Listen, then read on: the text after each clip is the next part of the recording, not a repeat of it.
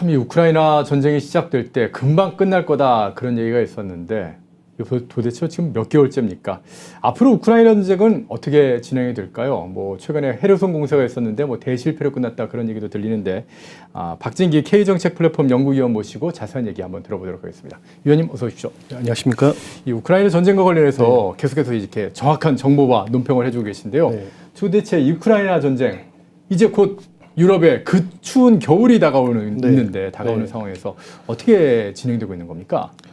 최근에 언론에서는 뭐 러시아 측 보도자료, 우크라이나 쪽부터 나오다 보니까 좀 엇갈린 내용이 나오긴 해요. 그래서 이게 실제로 현재 헤르손 공세가 8월 29일부터 시작해서 현재 성과가 어느 정도 되는가. 그래서 일부에서 뭐 실패 아니냐, 아니면 또 우크라이나 일부에서는 일부 지역을 점령했다 표현이 되기도 하고. 뭐 그렇게 얘기도 하더라고요. 예. 그래서 전반적으로 봤을 때는 이 전쟁이라고 하고 전투라는 게 꼭 일희일비할 상은 아니거든요. 큰 그림을 보아야 되는데 현재 벌써 2월 달에 시작해서 벌써 9월 넘어가고 10월, 11월 가지 않았습니까?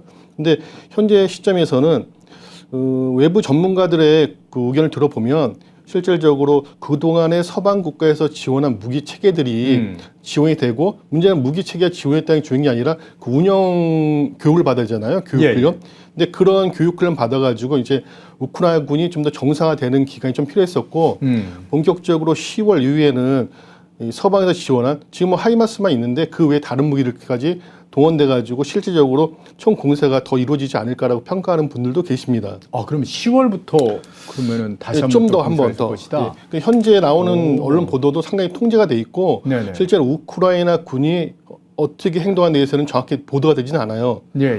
잠깐 나오는데 그래서 좀 더 은밀하게 작전을 진행하고 있는 것으로 보입니다. 근데 가장 최근의 자료에서는 뭐 러시아 입장에서는 우크라이나의 특수부대들을 대거 공격해서 다 사망시켰다까지 나오긴 하는데 그러니까 헤르손은 대공세를 벌였는데 그 대공세에 투입됐던 우크라이나의 뭐 그러니까 특수부대, 용병부대들이 뭐 전멸당했다 뭐 그런 얘기가 있더라고요. 근데 전쟁이라는 게 아까 말씀드린 것처럼 뭐 용병 부대를 해도 뭐 그렇게 큰 병력은 아니고 특수부대이기 때문에 특수 작전하다가 전멸을 당할 수 있습니다. 사실 사망하는 사건이 발생하는데 전반적 그림을 봤을 때는 러시아가 상대적으로는 좀 약간 수세적인 입장인 거네요, 사실.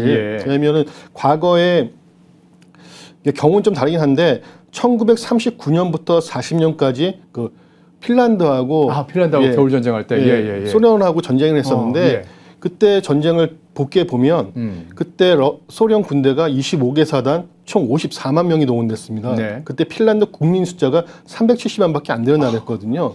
그럼에도 불구하고 선전을 해서 실질적으로는 만네르헤임선이라고 유명한 그 선이 있는데 옛날에 마지노선 같은 거 만들었는데 그래서 핀란드가 선전해서 물론 전쟁의 최종 승리는 소련이 해서 핀란드의 영토의 11%를 소련이 가져갔습니다. 실제로. 하지만은 전반적인 규모나 전쟁에 봤을 때는 꼭 핀란드가 꼭 패전했다 볼 수는 없거든요.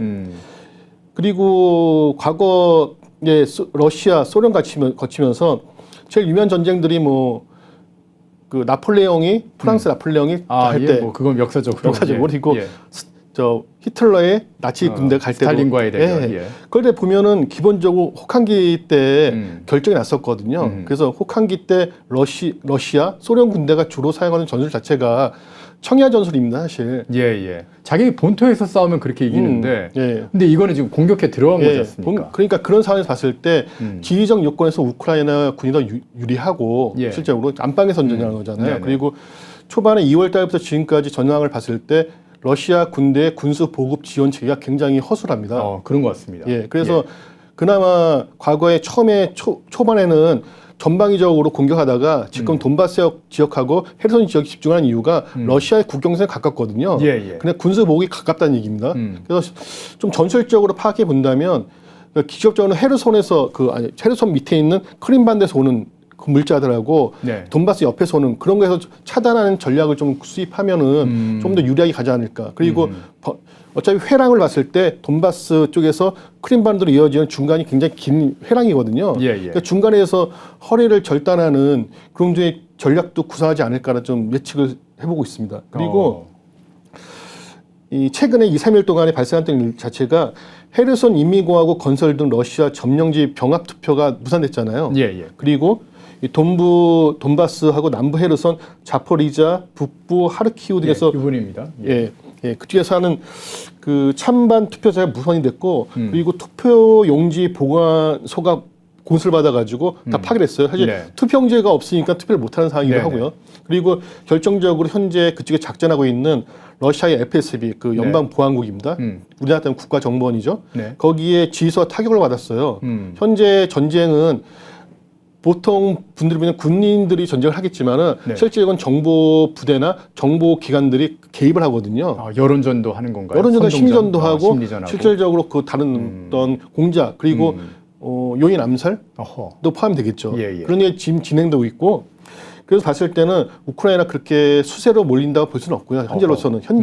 네. 네. 그리고 가장 중요한 게 러시아 군이 초반부터 미사일을 많이 샀습니다. 그래서 지금 그동안에 통계치로 보면 3,000여 기 이상의 미사일을 쐈는데 네. 물론 그중에 뭐 쐈다가 자기 되돌아서 자기 부대에 맞는 이런 오바 사고도 많이 발생했잖아요. 예, 예. 잘 아시겠지만요. 네. 근데 현재 러시아가 보유 중인 재고가 그리 많지 않은 거예요. 그러다 보니까는 지금 제일 핫한 뉴스긴 한데 북한에서 뭐 탄약을 그쵸. 받으려고 한다. 네. 어허. 이게 굉장히 심각한 문제긴 합니다. 이게 북한에서 가져오는 뭐 라켓이나 왜냐면 네네. 다련장포에 들어가는 라켓들이 어차피 필요하거든요. 같은 무기 체계를 쓰고 있으니까. 과거에 어차피 예. 북한의 무기 체계라는 게 조선민주주의인민공화국이죠. 네. 북한의 무기 체계라는 게 러시아로부터 임계받고 거의 베이스를 가는 거기 때문에 네. 이게 호환이 되겠죠, 당연히. 네네. 근데 이게 굉장히 좀 우스운 얘기예요. 세계 2위라는 군사를 가진 나라가 어허.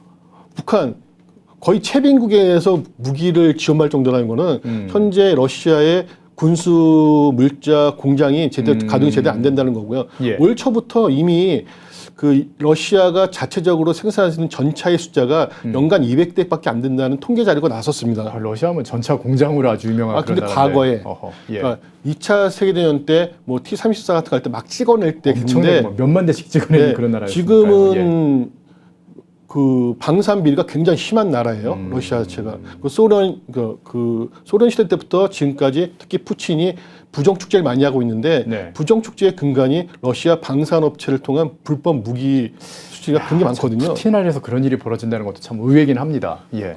그게 참 이게 아이러니하긴 얘기인데 그 푸틴의 과거에 있던 KGB나 FSB 전력을 했을 때 그 네. 출신들이 국제 무기 브로커들을 많이 하고 있어요, 실질적으로. 그래서 공개적이지 않지만은 그게 그런 식으로 많이 유출되는 것도 있고 실제로 공산화가 되고 전체주의가 주가가 되다 보면은 예. 물론 지금은 소련이나 러시아가 공산국가주의 국가가 아니라고 하지만 실제 베이스는 이미 독재 국가의 전체주의 국가 시스템을 가지고 있거든요. 지금 어쨌든 우리의 제일 큰 관심은 네. 이제 곧 겨울이 다가오는데 네. 도대체 이 전쟁이 어떻게 끝날 것이냐. 지금 겨울 다가오면 네. 러시아가 네. 유럽의 어떤 난방을 책임지는 가스관도 지금 그쵸. 켜지고 있는 그런 네. 상황인데 네. 겨울 전에 전쟁이 끝날 수도 있다는 얘기도 있고 네. 또 아니다. 푸틴은 오히려 겨울을 혹독하게 네. 유럽이 겪게 만들어서 네. 여론적으로 그러니까 어떤 유럽의 국민들이 야 이제 전쟁 빨리 끝내 푸틴 대충 그 얘기 좀 들어주고 우크라이나 양보해 예. 뭐 이런 식의 여론을 만들 거란 그런 분석도 있고 굉장히 예, 많은 분석이 맞습니다. 나오던데요. 예. 어떻게 보시나요? 번외로 부동산 전문가들이 네네. 집값 하락 얘기할 때 반반 항상 반반이거든요.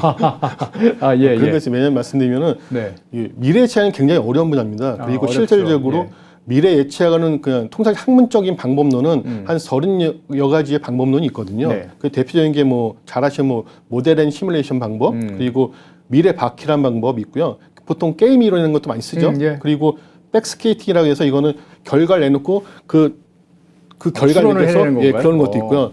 통상적으로 시나리오 기법을 많이 사용하긴 합니다. 예. 그 시나리오 기법은 그 낙관적 시나리오, 비관적 시나리오 아니면 중립적 시나리오 두고 하는데 어떻게 보냐에 따라서 결과론은 다를 수가 있어요. 네네. 근데 이 시나리오 기법에서 제일 중요한 건 뭐냐면 미래 영향을 주는 요소를 핵심 동인을 찾아내는 게 제일 중요하거든요. 네네. 근데 여기서 말씀은 에너지원이 제일 중요한 문제고 가스. 예, 가스 예, 중요하고 그리고 러시아의 군수 무기 수준 개발 이게 다시 재고를 복구할 수 있는 그런 수준들. 아하. 근데 가장 중요한 건 전쟁은 병사들이 하는 거거든요. 사람이 네네. 하는 거. 근데 실제 현재 러시아의 군대 질이 굉장히 저하가 돼 있습니다. 그리고 1년 단위 징집병을 쓰는데 이미 그것도 거의 다 소진했고요. 예. 그래서 지금 범죄자들까지 감형시켜주고 그 모병하는 그런 사태까지 벌어졌거든요. 그러면 이게 범죄자들을 전쟁터에 내보내는 거거든요. 굉장히 과거에 뭐 총알바지로 내보낸 적은 있었는데 이건 그게 아니라 이건 아예 점령지에다 이제 내보내는 거니까 그렇죠. 이게 정예를 왜냐면 보내야 되지 않습니까? 정규군이라는 거는 기본적으로 어떤 교육을 많이 받아서 네. 어떤 점령 지역에서는 일정 정도의 수준을 지키는 게 있어요. 그래야죠. 근데 지금 뭐 러시아 같은 경우에는 그쪽 용병 부대도 많이 써가지고 가서 엄청난 나쁜 짓을 많이 하잖아요. 어허. 진짜 많이 했고. 근데 네. 여기다 범죄자까지 동원하면 이거는 국가 간의 전쟁이 아니라 얘네 마적단 그런 개념까지 봐야 되지 그 정도 않을까. 수준까지 갈 것이다. 아니면 러시아가 현재 상태 그렇습니다. 물론 예. 푸틴이 러시아 군대를 증설하게 10만 명을 더 늘린다고 계획을 하고 해도 모집이 안 되는 거예요. 네. 그래서 월급을 많이 준다 해도 가서 죽는데 그게 쉽겠습니까? 그리고 그런 게 문제가 있고 그러다 보니까는 이 미래 예측이 굉장히 어려운 과정이 있는데 특히 이번 전쟁은 조금 전에 말했던 그런 변수들이 굉장히 많아요. 그래서 전쟁 결과를 보는 방법은 이 교착 상대가 그러니까 종전인 거죠. 우리처럼 그러니까 남북한 종전처럼 어차피 휴전 이런 개념으로 계속 간다든가 그러니까 소모적인 지속전을 계속 간다든가 아니면 양측 이게 배려해서 상측에서 병사들이 총을 들고 쏘지 않지만 대기하는 이렇게 네네. 이런 식으로 갈 교착 상태로 나는 보는 분들도 계시고요. 네. 그리고 점령 지역에 조속한 그 러시아 기속 이번 투표처럼 이런 방법도 있는데 지금 요건 약간 최근 며칠간의 일을 봤을 때는 쉽지 않은 것 같습니다. 예. 그리고 이 점령 지역을 우크라이나군이 적극적으로 해서 공세를 해서 회복한다. 근데 이것도 현재 조금 전에 말씀처럼 요번 8월, 9월 공세의 결과 그리고 아마 만만치 않더라고요. 예, 그리고 만만치 않습니다. 이게 밀리면은 푸틴은 이게 거의 지금 사흘을 걸었거든요. 네네. 푸틴이 그간의 전쟁이나 전투를 일으켰던 그 모멘텀이 본인의 재선이나 그런 다시 정권을 잡기 위한 그런 일련의 관계 상상, 조지아를 침공하고 크림반도 침공하고 이랬었거든요. 네. 이것도 이번에 만약에 밀린다면 푸틴의 그간에 쌓은 모든 정체성이 무너지는 거예요. 이건 이 개인의 자존심의 문제일 수 있고요. 국가 간의 문제가 아니라. 그리고 이 가장 이상적인 거는 현재로서는 평화협정인데 네. 근데 이거는 젤렌스키 대통령이 얘기한 것처럼 크림반도부터 돈바스 지역까지 다 확보하겠다고 공언해서 되고 그렇죠. 그리고 조금 전에 말씀처럼 푸틴 자체도 러시아 점령지에 내줄 가능성이 굉장히 낮습니다. 그리고 이 돈바스 지역이란 자체가 그쪽에 뭐 철강에 이런 그 지하 자원들이 있는 지역이에요. 그래서 그 푸틴이 원하는 건 그런 것도 있고요. 기본적으로 그 러시아계 주민들을 보호한다는 것은 일종의 그 미사오에 지나지 않습니다. 예. 그리고 러시아에서 만약에 러시아계 그 국민들을 구원하겠다면 그럼 러시아로 데려가면 되겠죠. 땅이 훨씬 넓으니까. 예. 그리고 이 가장 위험한 게 푸틴의 도발인데 여기는 뭐 핵무기 사용까지 불배제까지 가는 거죠. 이게 러시아라는 나라의 특성이 집단 지성보다는 집단 사고에 빠진 나라이기 때문에 그리고 푸틴의 권력이 굉장히 독재화돼가지고 오랫동안 이랬기 때문에요. 이게 벗어나기 쉽지 않습니다. 그래서 현재 우리가 주요 점검 사항은 향후에 주요 봐야 될 거는 이 우리가 잠깐 놓치는 것도 있어요. 저희도 뭐 기본적으로는 러시아가 침략군이기 때문에 우크라이나에서 좀 더 우호적으로 좀 바라보는 시각이 있지만 그간의 우크라이나의 그 역사성과 전통성 그리고 현재 상황 그리고 지나치게 많게 서방제 무기가 제공이 된 거예요. 지나치게 많이. 그러니까 기본적으로 우크라이나가 기존에 원래도 군사력이 22위 수준의 국가였습니다. 물론 과거에 뭐 핵무기는 없지만. 핵무기는 없지만 22라는 게 굉장히 높은 수준이거든요. 뭐 180개국에서 그러니까요. 그 정도면요. 근데 거기에 지금 미국 전 세계 가장 성능이 좋다는 미국 무기를 위시해서 독일, 영국의 무기들이 대량으로 반입이 되고 있거든요. 지금 통제도 제대로 안 되고 있다는 소식이 있습니다. 그러면은 지금 뭐 슬슬 나오고 있는 게 11월에 뭐 바이든이 11월에 이제 중간 선거도 끝나고 그러면 이제 우크라이나를 전쟁을 좀 마무리하려고 들지 않겠느냐 그런 얘기가 있었는데 그게 생각보다 이렇게 쉽게 이루어지는 않을 것이다. 왜냐하면 지금 무기가 제공된 무기가 통제가 안 되고 있고 그래서 지금 서방국가 중심으로 뭐 RFID 이렇게 인식 코드를 해가지고 지금 제공되는 게 정상적으로 가는가 전선으로 가는가 일부에서 음모론자들이나 얘기하는 거는 전반적으로 제공된 무기가 전선으로 안 가고 암시장으로 갈 수 있다는 가능성을 많이 제기하고 있어요. 근데 지금 통제가 안 되고 있는 상태이거든요. 통제가. 과거에 베트남하고 월맹 그 전쟁할 때 그때 상황도 미국에서 엄청난 무기를 제공해서 다시 다 팔렸죠. 베트공들이 쓰고 그런 상황이 왜냐하면 우크라이나라는 나라가 이 레벨 국가의 수준이 그게 안정화되지 않는다라는 거죠. 그게 과거에 계속 그 정치인들의 부정비리 예. 그런 것 때문에 나라가 계속 혼란스러웠었기 때문에 현재 젤렌스키가 들어서 그걸 안정화시킨다 하더라도 아직까지 그 문화적인 분위기는 남을 수 있습니다. 그래서 현재 엄청나게 많이 제공된 무기를 가진 우크라이나의 돌발적 행동 그리고 이게 미국과 서방 국가의 의도대로 되지 않을 가능성에 대해서 그것도 한번 조심스럽게 검토해야 할 사항이거든요. 현재에서는. 그리고 좀 전에 말씀드린 것처럼 러시아 푸틴의 돌발 행동 가능성 이거는 굉장히 좀 판단이 굉장히 어렵습니다. 네, 그리고 우크라이나 정권의 교체 가능성. 아예 교체가 된다고요? 그러니까 실제적으로 젤렌스키가 그럼 뭐 그러니까 실각당할 가능성에 대해서도 왜냐하면은 우크라이나 내에서 각 주에서 젤렌스키를 반대하는 주지사들이 있거든요.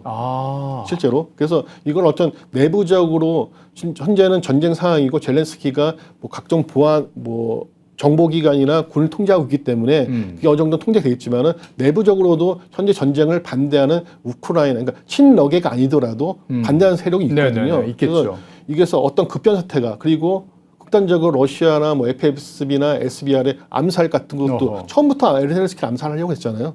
그리고 최근에 러시아에서도 러시아 푸틴의 최측근들이 암살당하고 있고 그래서 가스나 에너지 관련해서 많이 암살 당하는데 그게 우크라이나에서 했는지 푸틴 스스로 했는지는 그건 잘 모르겠습니다. 하지만 푸틴의 그 정신적 지주란 사람들의 딸도 뭐 하고 근데 사건 봤을 때 양국이 지금 양국 정보기관들이 굉장히 그 암살 작전에 굉장히 동원된 것으로 보입니다. 그런 측면에서 아까 처음에 말씀드린 것처럼 FSB의 우크라이나에 있는 지휘소를 우크라이나에 타격한 것도 그런 종류의 일이 아닌가.